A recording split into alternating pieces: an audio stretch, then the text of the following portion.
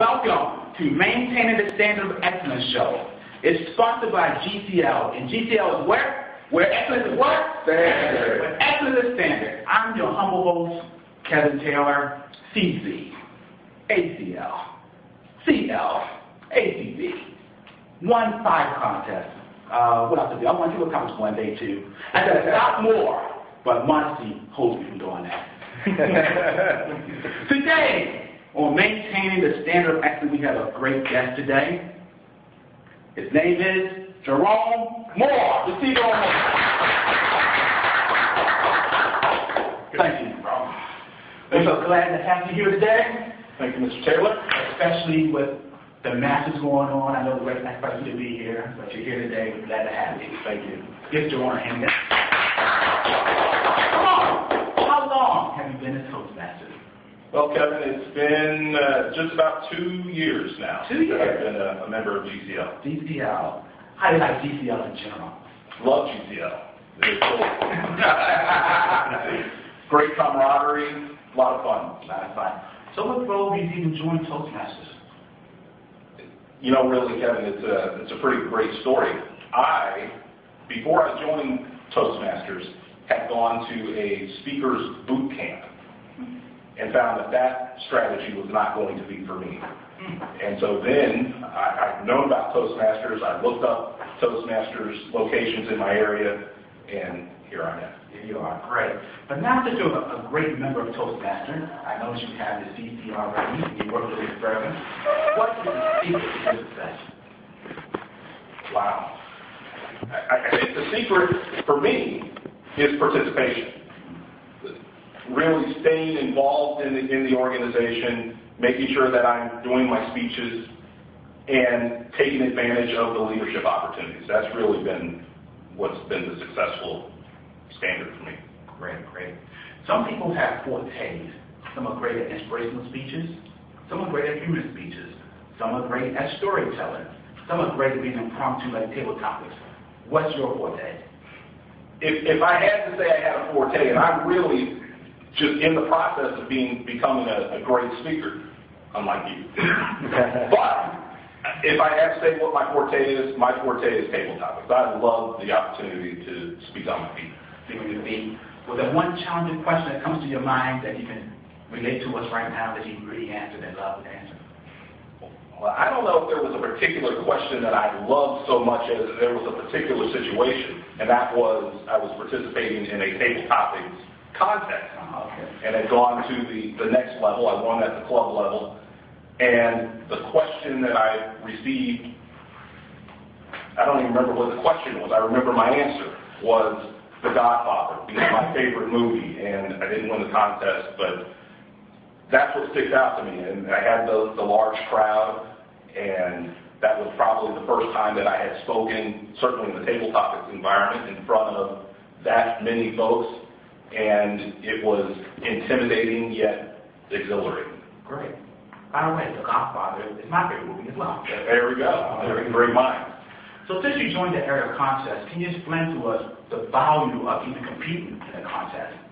Well, I think that probably the biggest benefit is it will force you to step outside of your comfort zone. And in fact, I can tell you that after I had won my first contest at the club level, I begged out of representing the club because I just couldn't get out of my own comfort zone there. And so that probably, I think, is the biggest benefit.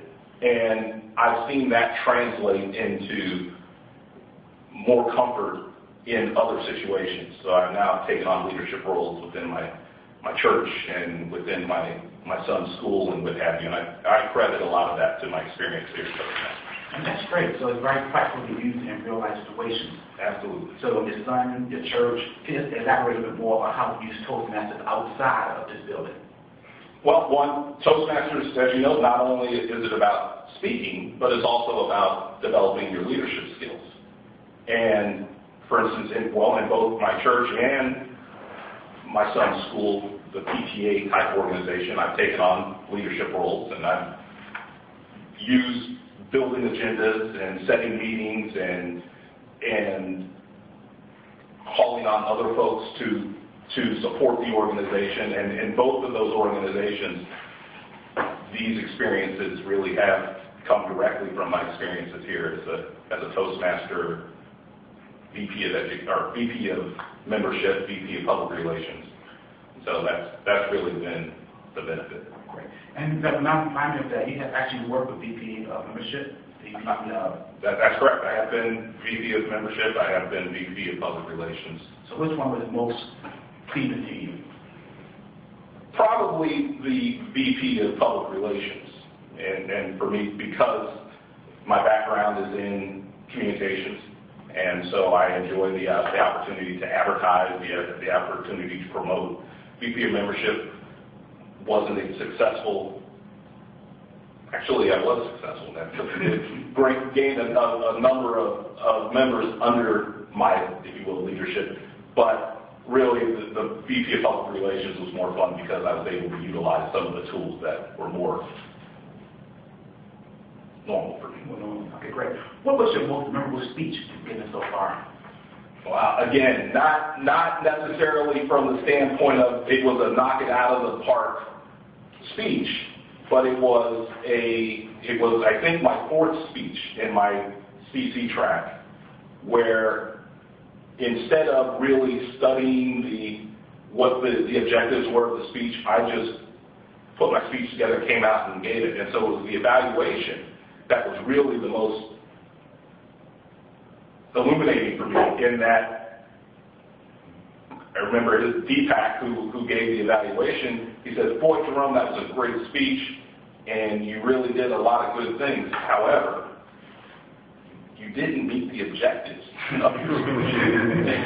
and if it was about using the body language, that was the one thing in the speech that I didn't do. And so that really that was the most memorable of the speeches in terms of just the content and what have you, again, with regard to a contest.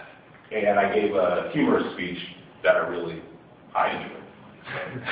Jerome, we're so glad to have you here on the show today. Your expertise is widely appreciated by all the people here in your audience. Continue the good work. Thank you very much.